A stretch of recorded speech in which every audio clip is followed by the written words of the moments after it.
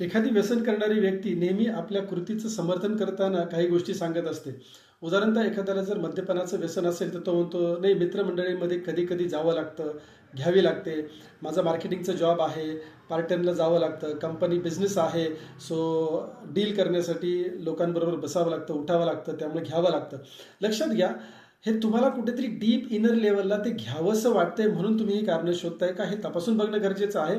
बघा, मित्रमंडळीमध्ये मजा करायची तुम्हाला, तुम्ही समजा गेलात त्यांच्यावर सहलीसाठी गेलात आणि तुम्ही जर म्हटलं की नाही मी घेतच नाहीये, तर कोणीही जबरदस्ती करत नसतं, पण आपल्याला कुठेतरी घ्यावीशी वाटत असते आणि म्हणून मग नाही मित्रमंडळी फोर्स केलं की आपण हो म्हणतो. जोपर्यंत तुम्ही आतमधून होकार देत नाही तोपर्यंत कोणी तुम्हाला जबरदस्ती करू शकत नाही. तुम्ही एखाद्या पार्टीमध्ये गेलात, तुम्ही एखाद्या कंपनीच्या डीलसाठी गेलेला आहात, व्यवसायाचं डील आहे आणि तुम्ही डिनर मीटिंगसाठी बसलेला आहात आणि तिथे जर तुम्ही म्हणताय की नाही मी घेत नाही, मी कंपनी देतो तुम्हाला, पण मी इथे बसतो, मी काय पाहिजे ते खातो, ज्यूस पितो, सगळं पितो, मला घ्यायची नाहीये, तर समोरचा व्यक्ती तुम्हाला फोर्स करत नसतो. लक्षात घ्या, बरोबर आहे. कारण त्या व्यक्तीला सुद्धा ड्रिंक हे एक निमित्त असतं, पण त्याला व्यवसायच करायचा असतो आणि जर व्यवसाय तुमचा चांगला असेल, डील तुमची चांगली असेल, तर 100% 200, 500, 1000 रुपयाची, 2000ची, 5000ची दारू पाजली किंवा पार्टी केली म्हणून तो व्यक्ती तुम्हाला फेवरिझम करत नाही. लक्षात घ्या, त्याला डील होकार द्यायचा असतो म्हणूनच तो तुमच्याबरोबर पार्टीला बसलेला असतो.